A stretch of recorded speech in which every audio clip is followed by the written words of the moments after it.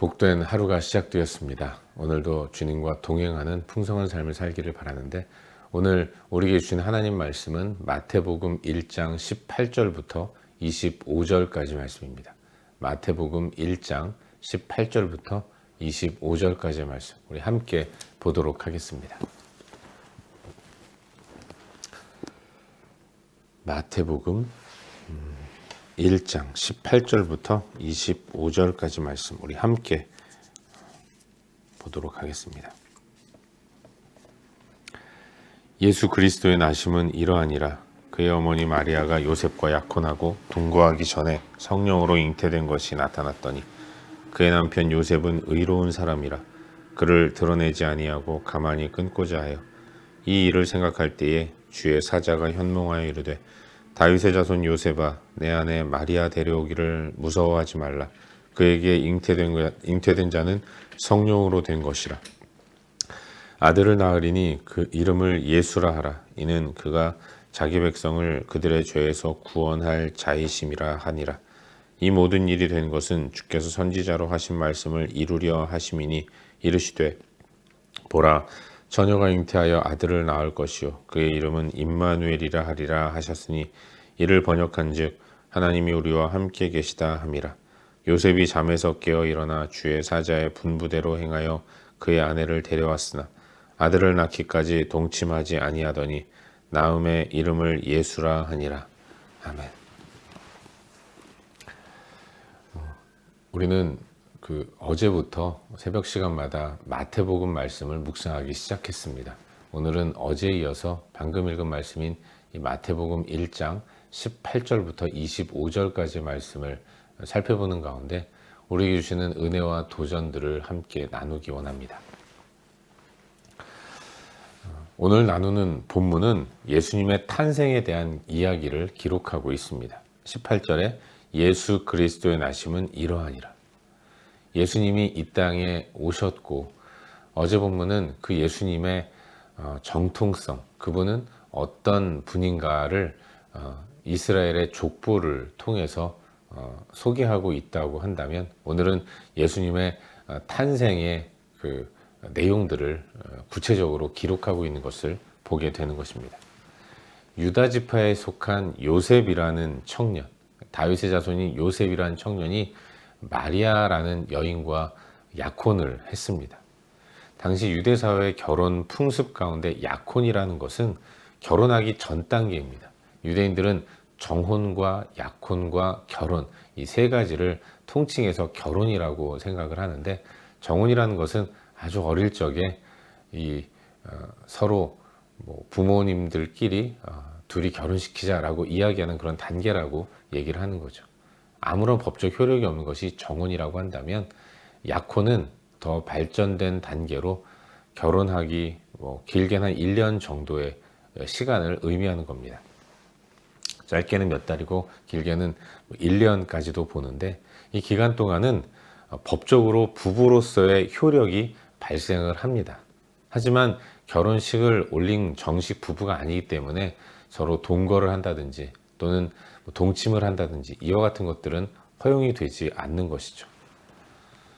만일에 약혼 단계에서 동거를 하고 또 함께 부부간의 성관계를 가졌다면 그것은 간음으로 인정이 되어서 율법이 정한 그런 죽임을 당하게 되는 것입니다. 그런데 약혼 상태에 있는 마리아에게 하나님의 성령에 의해서 자녀가 생기는 그런 신비한 일들이 벌어졌습니다. 이를 알게 된 요셉은 이 일이 성령이 하신 일이라는 사실을 알지 못했기 때문에 고심 끝에 어떻게 할까 고민하다가 가만히 끊고자 하는 결정을 하게 되는 것이죠. 이것은 마리아의 부도덕함을 기정사실화 하면서 자신의 의로움만을 지키려고 했던 모습이라고 말할 수 있습니다. 그러나 바로 그때 주의 사자가 꿈에 요셉에게 나타나서 이야기하죠. 마리아의 임신은 성령으로 된 것이다 라고 이야기를 해준 이후에 친히 앞으로 태어날 아기의 이름까지도 예수라고 지으라고 말해줍니다. 예수라는 이름의 뜻은 구원자라는 뜻을 갖고 있는 거예요. 자기 백성을 구원할 자다 라는 의미를 갖고 있는 이름인데, 이제 태어날 아기에게 그와 같은 이름을 주라라고 이야기를 하고 있는 것입니다. 처녀가 잉태하여 아이를 낳는 것, 이것은 사실 구약의 예언이 성취된 것입니다. 이사야 선지자를 통해서 하나님은 이미 메시아가 이 땅에 오시는 방법을 정하셨고, 그것은 처녀의 몸으로 잉태되는 그야말로 초자연적인 방법이었던 거죠. 그리고 약속하신 것이 이제 마리아와 요셉을 통해서 이루어지게 된 것입니다. 요셉은 순종하죠. 자신의 생각에 의하면 이 약혼 관계를 파혼하고 그리고 자신의 의로움을 지키는 것이었는데, 요셉은 꿈에 하나님의 주의 사자가 가르쳐 준 것을 듣고 믿음으로 이제 확신이 생겨서 앞으로 생겨나게 될 많은 오해와 억측을 예상하면서도 그것이 하나님의 뜻이기 때문에 받아들입니다. 그리고 아직 정식으로 결혼하지 않았음에도 불구하고 임신한 마리아를 데리고 와서 빨리 결혼을 하죠. 그리고 자녀가 태어나기까지 동침하지 않습니다. 또한 태어난 아기의 이름을 주의 사자가 가르쳐 준 대로 예수라고 이름 지어 주는 것입니다. 이것이 오늘 우리가 함께 살펴보고 있는 본문의 전반적인 내용이죠. 그리고 오늘 이 말씀 가운데서 오늘도 두 가지 정도를 함께 살펴보는 가운데 우리의 기도 제목으로 삼고 또 함께 기도하기를 원합니다. 먼저 오늘 본문 가운데서 22절 말씀을 함께 읽도록 하겠습니다. 본문 22절입니다. 함께 읽겠습니다.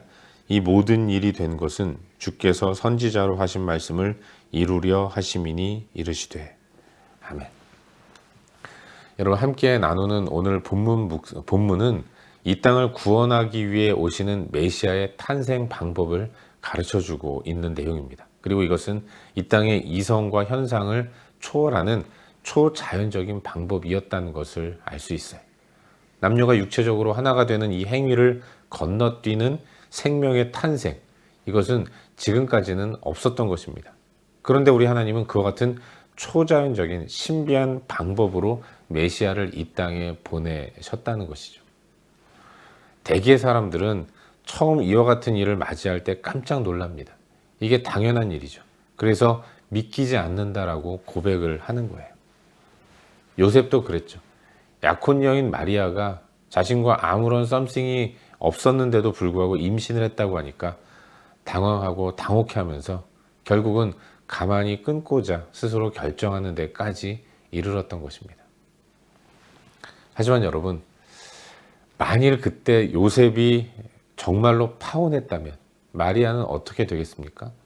처녀의 몸으로 부도덕하게 간음을 저질렀다는 오해를 받으면서 저자에서 돌을 맞아 죽임을 당하게 되었을 것입니다. 그렇다면 마리아의 뱃속에 있는 우리 예수님은 어떻게 되겠습니까?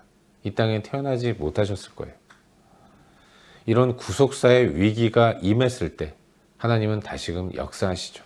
천사를 통해 요셉을 설득하시고 그래서 기어이 하나님 당신의 뜻을 받아들이게 만드셨다는 겁니다.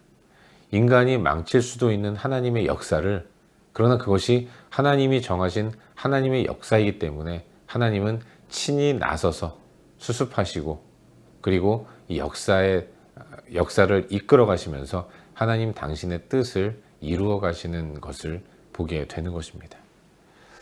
이와 같은 하나님의 열정과 열심을 오늘 묵상하게 되는 거예요. 사랑하는 여러분, 하나님은 처음부터 분명한 계획하에 역사를 이끌어 가십니다. 전체 인간의 역사를 이끌어 가실 뿐만 아니라 각 개인 저의 삶의 역사, 여러분의 삶의 역사 또한 처음부터 정하시고 하나님이 이 모든 것들을 이끌어 가세요. 그런데 하나님이 이끌어 가시는 방법은 그저 무슨 기계 마이크로칩 같은 거 하나 넣어서 모든 것들이 하나님이 리모컨 하나 작동하심으로 세상을 움직여 가시는 이런 방법이 아니라 인간을 세우시고 인간을 설득하시면서 그야말로 인격적으로 하나님 앞에 부복하고 순종하면서 하나님 정하신 뜻을 이루어 가시는 분이라는 것을 우리는 알 수 있습니다. 인간이 반항할 수 있어요. 인간이 잘못 판단할 수 있습니다. 인간이 때로는 허탄한 생각과 욕심을 가지고 하나님이 정하신 계획하신 이 모든 것들을 망쳐버릴 수 있고 또 이상한 방향으로 만들어갈 수 있습니다.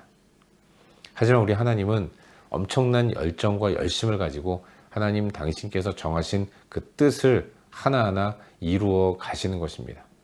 말도 안 되게 오해해서 하나님 정하신 뜻을, 계획을 망쳐버릴 수도 있는데 인간이 그 인간을 끊임없이 지속적으로 설득해 가시며 환경들을 조성해 가시면서 어려운 방법으로 하나님은 하나님 당신의 뜻을 이루어 가시는 분이십니다. 쉽게 하나님이 당신의 뜻을 이루어 가실 수도 있지만 하나님은 우리로 하여금 설득당해서 결국은 부복하고 순종할 수 있도록 하나님이 역사하신다는 것을 알 수 있는 것입니다. 하나님은 오늘도 우리의 삶 가운데 놀라운 계획을 가지고 계세요. 그리고 그 일을 실행하도록 쓰임받아야 할 우리를 포기하지 않으시고 설득하시는 분이 바로 나의 하나님이고 우리의 하나님이신 것입니다. 그 하나님의 일하심과 설득하심을 묵상하면서 오늘도 하나님의 열정을 깊이 생각하는 그런 하루를 살 수 있기를 바라요. 아니 솔직히 나 같은 게 뭐라고 이래도 엄청난 열정과 열심을 가지고 설득하면서 나를 사용하시겠습니까? 솔직히 나에게 생각이라는 것들을 거두셔서 그저 그냥 가만히 순종만 하게 하시면 그러면 하나님 당신의 뜻을 이루는데 훨씬 더 쉬울 것입니다. 그럼에도 불구하고 나를 인정해 주시고 또 인격적으로 대해 주시면서 말씀해 주시고 설득해 주셔서 진정으로 내가 부복하고 순종할 때까지 기다려 주시는 분, 그분이 바로 우리 하나님이신 것입니다. 이게 얼마나 감사한 일인지 모르는 거예요. 오늘도 나를 향한 하나님의 놀라운 계획들을 기억하고 그 계획을 이루시기 위해 일하시는 하나님, 나의 어리석음으로 하나님의 일을 방해할 때에 기어이 나를 설득해 주신 하나님, 그 하나님을 깊이 묵상하기를 바라고, 그리고 하나님이 이루어 가실 나의 삶을 기대하는 마음으로 바라보면서 묵묵히 우리 앞의 길을 걸어가는 저와 여러분, 우리 모두가 될 수 있기를 주의 이름으로 축원합니다. 한 가지만 더 묵상하기를 바라는데요. 오늘 본문 가운데서 24절과 25절 두 구절 말씀을 함께 읽도록 하겠습니다. 24절과 25절입니다. 함께 읽겠습니다. 요셉이 잠에서 깨어 일어나 주의 사자의 분부대로 행하여 그의 아내를 데려왔으나 아들을 낳기까지 동침하지 아니하더니 나음에 이름을 예수라 하니라. 아멘. 여러분 함께 읽은 말씀은 순종한 요셉의 모습을 우리에게 보여줍니다. 그리고 본문 속 요셉이 보여준 모습이 바로 우리의 모습이 되어야 한다라는 것을 묵상하게 돼요. 요셉은 꿈을 통해 전해주신 하나님의 뜻을 깨닫고 그 즉시로 자신의 계획을 포기합니다.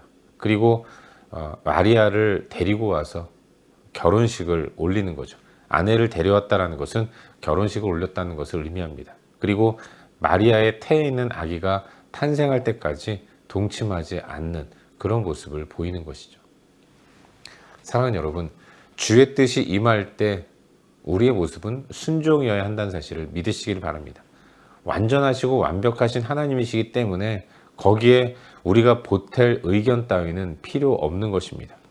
인간이 세우는 계획이나 플랜 같은 것들은 인간이 부족하기 때문에 여러 면에서 부족한 것들이 많이 있어서 더 많은 사람들이 좋은 의견을 내면서 보완해서 그래서 일을 풀어갈 수 있겠지만, 여러분 전능하신 하나님이 우리 가운데 갖고 계신 뜻이라면 그것이 얼마나 완벽한 것이겠습니까? 거기에 무슨 토를 달고 또 보충을 하고 또 조언을 하고 그럴 필요가 뭐가 있겠어요? 그저 따르면 되는 것이고 100% 순종하면 되는 것입니다. 가타부타 말할 것 없이 순종만 하면 되는 것입니다. 근데 우리가 기억해야 할 것은 진정한 출발은 나의 계획을 포기하는 것으로부터 시작된다는 것을 잊지 말아야 합니다. 약혼한 마리아의 파혼을 계획한 요셉은 그것이 하나님의 뜻이 아니고 꿈을 통해서 주의 사자가 현몽해 준 내용을 듣고 이 모든 것들이 하나님이 일하시는 일 가운데 있다는 것을 깨달은 이후에 자신의 계획을 즉시 포기하고 그날로 마리아를 데리고 와서 결혼을 하고 또 아기가 태어날 때까지 동침하지 않으면서 기다리는 이런 모습을 보이는 것입니다. 아내를 데려오는 것, 결혼하는 것, 이 모든 것들이 요셉의 계획이 아니었지만 주의 뜻을 깨달은 이후에는 그 순간, 그 즉시로 자기 계획을 내려놓고 하나님의 뜻을 따랐다는 것. 순종의 출발은 먼저 나의 계획을 즉시 포기하는 것이라는 사실을 잊지 말아야 합니다. 하나님 앞에서 우리가 해야 할 것은 순종인데 그것은 내 계획을 내려놓는 것이라는 사실, 그걸 잊지 마시기를 바라요. 오늘도 나의 계획을 내려놓고 포기하고 그리고 하나님의 뜻 앞에 온전히 순종하는 모습으로 나아가는 우리 모두가 될 수 있기를 주의 이름으로 축원합니다. 기도하겠습니다.